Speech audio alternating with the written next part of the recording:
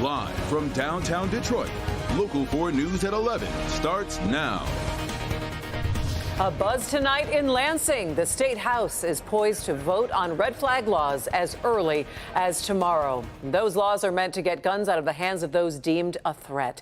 Thanks for being with us tonight. I'm Christy McDonald in for Kimberly Gill. I'm Devin Skillian. The laws are the most controversial of the gun reform bills that have been rolling through the state capitol. Our Mara McDonald live with us tonight. Mara, with this slim majority Democrats hold in the House, they actually cannot afford to lose one single vote on this.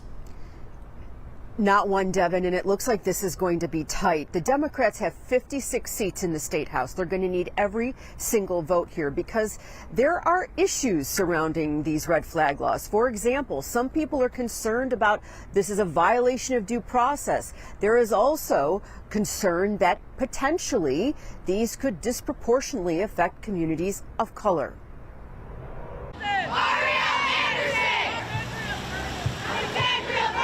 While some students at MSU rally for changes to gun laws, Lansing has already pushed 2 reforms through both chambers. We are finally taking action to begin the process of making our state safer. With some Republican support on bills dealing with universal background checks and required safe storage. But red flag laws are the most contentious for several reasons. It would allow a girlfriend, boyfriend, former spouse, family members, law enforcement, or mental health professionals to go to court to get a person's firearms removed temporarily if they are deemed to be a risk. They have to then prove they're not.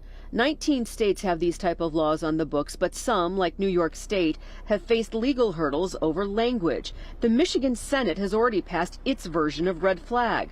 The House will likely vote Thursday on its version. There are differences between the two. Back here live, so what kind of differences are we talking about here? Well, language. The language in the Senate bill is different from what's being currently discussed in the State House when it comes to what the threshold is for being deemed a risk and having law enforcement come in and take your firearms. If red flag, a unified red flag bill package, goes through both chambers and ends up on Governor Whitmer's desk for her signature, do not be surprised if we see further litigation here questioning the constitutionality of all this. We're live downtown tonight. I'm Mara McDonald, Local 4. Yeah, so a long and perhaps winding road still ahead. All right, we'll follow that tomorrow. Now, elsewhere, new tonight, we've learned we are getting closer to the release of an independent investigation into the Oxford high school shooting. A representative from the company conducting the investigation told the school board last night that the first report will be made public in the next few weeks. The report will be released in 2 parts, a preliminary report and then a final version. The preliminary report will outline the district's current security and threat assessment practices. That'll be followed by a community forum that will be held in May. The final report will focus on governance, systems, procedures, and judgments on the shooting, including a full accounting of what happened before, during, and after the shooting. The representative of the investigating agency says the report was delayed by changes in the administration, but is now getting more cooperation. This new director of operations, with the support of Dr. Markovich and this board, has also provided us with a level of transparency and access that we did not previously receive. Beginning in the winter, with the election of Dan D'Alessandro as president and the appointment of Dr. Vicki Markovich as superintendent, we experienced more voluntary cooperation from school employees, including those represented by council. Some sensitive information will not be released to the public as the 2 criminal cases involving the shooter and his parents move through the courts. A Macomb County nonprofit needs some help relocating. Macomb Foster Closet has been in the County Family Resource Center for the last 10 years, but the lease isn't being renewed and they need to move. Megan Woods joins us live to explain what Macomb Foster Closet plans to do next. Megan. Well, Devin, plain and simple, they want their own place, so they don't want to have to wait until Mount Clemens School District, who owns this building, decides what they want to do next. So Macomb Foster Closet put a down payment on a building about a mile from here, and they're hoping that the community can help them pay the rest. If this place wasn't here, I don't know what I would do. Cheryl Brown is a foster mom of 4 and doesn't like to think about a future without Macomb Foster Closet.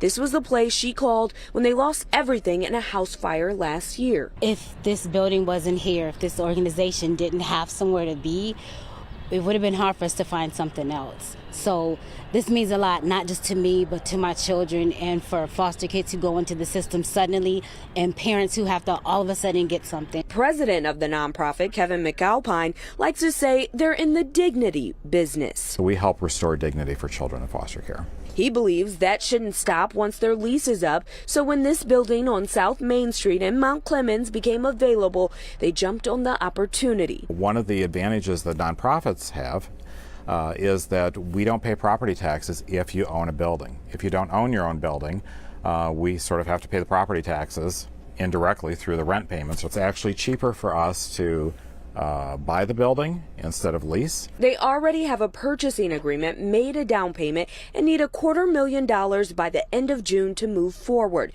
and hope that the community can help raise enough for them to pay the building off. The building is about $700,000, and we're going to need to put in about $200,000. The building is a great building, but it needs a little bit of love and carpeting, paint, some electrical work, some lighting. Local churches and schools have already started fundraising, and that's how the organization was able to put down that down payment. They're also looking to apply for a state grant. So if you want to help them out, we have that information on clickondetroit.com. Live in Mount Clemens, I'm Megan Woods, Local 4. We know many will. All right, Megan. Just into our newsroom a few minutes ago, a plea from Ann Arbor police who are investigating a case of indecent exposure.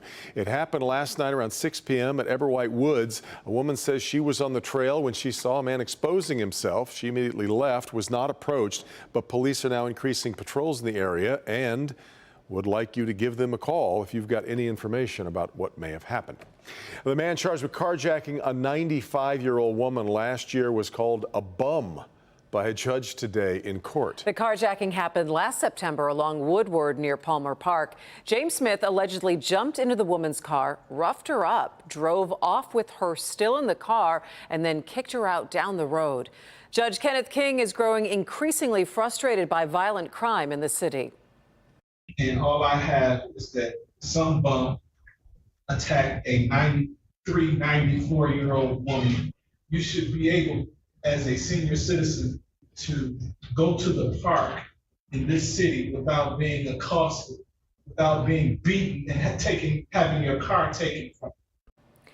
This was Smith's preliminary exam in front of a judge who says seniors must be protected. Case of a deadly hit-and-run crash in Walled Lake is headed now to prosecutors. A 13-year-old girl was killed when 4 cars crashed at the intersection of West Maple and Decker Roads last month.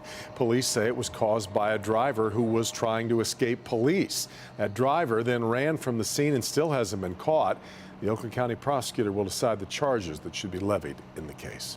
Tennessee officials reappoint a state lawmaker expelled last week for a protest involving around gun violence. The Shelby County Board of Commissioners in Memphis voted to reappoint Justin Pearson to the Tennessee House of Representatives.